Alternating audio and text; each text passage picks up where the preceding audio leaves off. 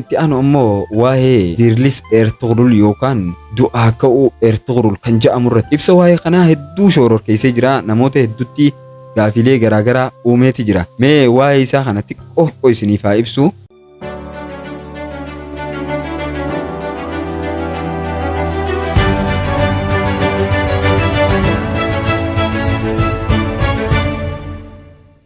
Beeksisoota garaagaraa hojjechiifachuuf akkasuma VIP keenya galmaa'uuf lakkoofsa 911 irratti dawwaluudhaan nu argachuu dandeessu.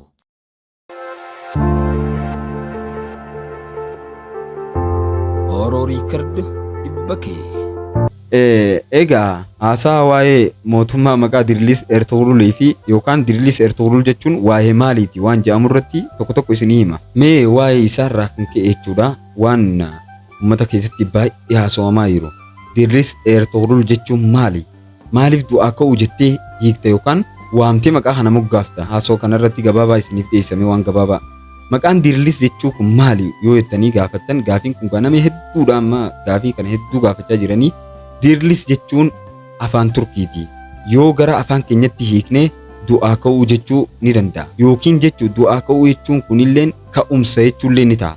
Yookaan ba'insa yookaan baniinsa haarawaa jechuun illee ni danda'ama. Maqaan kun kallattii afurii fi seenaa qabu. Fakkeenyaaf waan tokko kanii fi laamshaa yookaan waan calji'ee taa'e tokko yookaan waan gadi bu'ee jiru tokko kaasuu haaraa jalqabsiisuu agarsiisa. Fakkeenyaaf waan zimji yookaan hawaasa calji'ee jiru tokko keessa yoo namni tokko lafaa ka'ee yookaan waa'ee dammaqinaa tokko haasa'ee namni kun maali ummata kana hirriibaa kaasaa jira yookaan dammeessaa jira yookaan karaa biraatiin illee du'aa kaasaa jira jechuun ni danda'ama.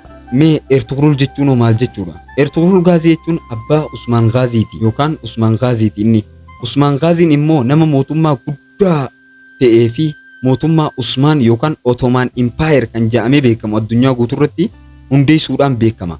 Kana jechuun Ertugrul gooticha seenaa Usmaanis jedhamee ni yaamama. Namoota Islaamaa irratti duula sirriitti gaggeessee fi mootummaa jabaa bu'uura kaa'edha. Islaamaaf nama qabsaa'ee seenaa Islaamaa ifa godhee akkasuma mootummaa guddaa hundeessedha.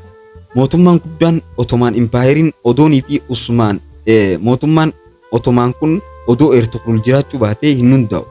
Sababa sanirraa ka'uudhaan Usmaan mootummaa dhaabuu danda'e. Garuu kanarratti hundaa'ee maaliif du'aa ka'uu jettee yookaan du'aa ka'uu Ertugrul jettee hiikta? Yoo jaattanii kana gaafatan taate sababni isaa salphaadha. Hiika afaanii irratti hundaa'a. Dirlis jechuun du'aa ka'uu jechuudha. Isin hundinuu tiraanizleetu yookaan laanguweeji addunyaa guutuu fayyadamtanii ilaaluu ni dandeessan. Hiika seenaa qabeessa qabu keessatti Ertugrul du'aa ka'uu Islaamaa fi ka'umsa mootummaa guddaadha.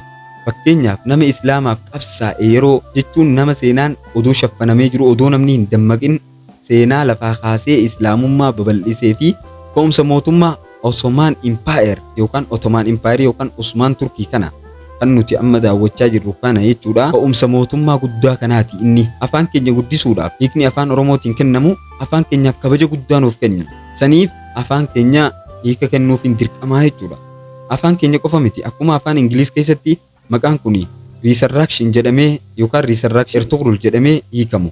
Akkasuma afaan Arabiffaa keessatti Qiyaamatu Ertugrul jedhamee ibsamu afaan Oromootiinis du'aa ka'uu Ertugrul jennee waamuun seera afaaniitii fi seenaa hin cabsu.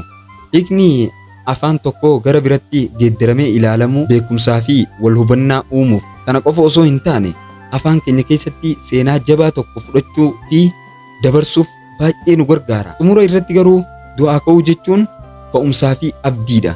Maqaan kun gootummallee ni mul'isa. Nama tokko kan hawaasa tokko keessaa madaqee namallee madaqse yookaan kan jeenummaadhaan diina dura dhaabbate gootummaadhaan ibsamuu ni danda'a. Akkasuma amantii fi mootummaa Islaamaa fakkeessuudhaaf kan filatamedha. Amantii Islaamaa keessatti bu'uura godhee namoota hedduu dammeessee amantii Islaamaa galmaan gahe jedhamee fudhatamuu ni danda'a. Kanaafuu du'aa ka'uu Ertugrul jechuun maqaa kana seenaa haqa qabeessa kan of keessatti qabu kana nutis afaan keenyaan ni kabajnaa ni beeksifna. Kanaaf afaan keenya hiika qabu kennuufiin dirqama. Isinilleen hundi keessan tiraanizleetatti galchitanii yookaan diishinarii barbaadan irra laaltanii hiikuu ni dandeessan. Galatoomaa jabaadha afaan keenya waliin taanee haa guddifnu. Seenaa dhugaas haa beeksifnu. Kanaaf jaallan keenya kan nuti afaan kana wanta goonee hiikneef yaadonni hundinuu kanuma. Fakkeenyaaf Ertugrul bu'uura eertugrul yoo inni hin danda'amu. Akkuma kitaaba tokko keessatti jechuudha kitaabni yommuu barreeffame cuunfaa kitaaba sanii waliigalatti fidanii mata duree kitaabichaa godhanii jaldii jalqabaa irratti yookaan fuula jalqabaa irratti maxxansan sana. Kunis du'aa ka'uu eertugrul. Du'aa ka'uu eertugrul jechuun yoo ilaallu taate du'aa ka'uu jechuun nama tokko yookaan kan hawaasa tokko keessaa jalqabe yookaan dammaqe nama akkasiitiin jaan. Kanaaf isinilleen yaadni kun isiniif ifa ta'ee jeetii yaada biraa yoo qabaattan nu beeksisuu ni dandeessanii koomentii irratti. Kanaaf xiinxalli keenya kan guyyaa har'aa asuma irratti dhaabbata. Gaafii inni itti aanu gaafii takka kan isin gaafadhu koomentii irra kan nu deebiftan. Filima yookaan siizinii as deemu keessatti eenyu faadhaatiitu Kiroos Usmaanitti makameettanii yaaddan? Tokkoffaa Sheek Dabaalii, lammaffaa Turgut Bey, sadaffaa maal hunaatunii fi afraffaa irratti Kunuur Alb. Kanneen keessaa filachuudhaan koomentii irratti nuuf deebisaa isiniin jaa. Kanaaf gaha xiinxalli keenya kan guyyaa har'aa asirratti raawwatama. Warroonni chaanaala keenya subscribe, like, share hin godhin please like, share nuuf godhaadha. Warroonni haarawaa immoo subscribe godhuu hin dagatinaadha. Kanaaf gaha xiinxala keenyatti akka gammaddan abdii qabnaa. Yoo ibsi keenya isinitti tole koomentii irratti nu barreessaadha. Galatoomaadha. Nu jiraadhaadha. Filimoonni biraa kan isin eegallu yoo jiraate koomentii nu barreessuu hin dagatinaadha. Galatoomaa. Wassalaamu alaikum warahmatullahi wabarakatuh.